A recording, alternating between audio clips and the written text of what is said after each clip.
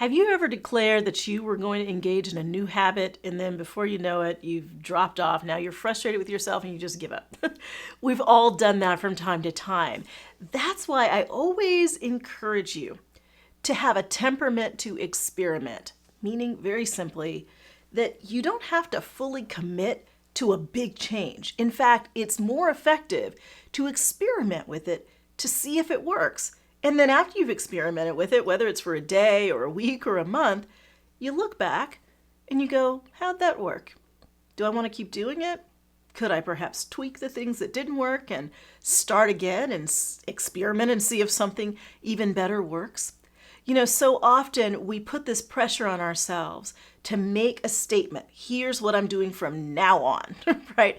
I'm going to be a vegetarian. I'm not eating meat. I'm going to run every single day. I'm going to work out. And you fill in the blank with whatever it is. And without experimenting with it, we actually don't know what we can sustain and what will be needed in order to sustain it. So the biggest question I often have is, how do I stick with what it is that I'm doing? And my answer is experiment with it.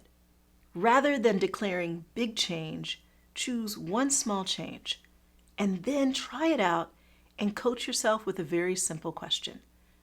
What worked about this? What didn't work? And what could I tweak to get on a path that gets me to the goal? Those are simple questions, but you know what? It's the simple questions that can allow us to coach ourselves to the answers we need that will really work and help us stick to our goals until we get to the finish line.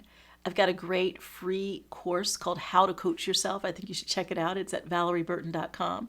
And if you know you want more personal growth, check out SWA. That's my personal growth membership, the Successful Women's Academy. That's there at valerieburton.com too.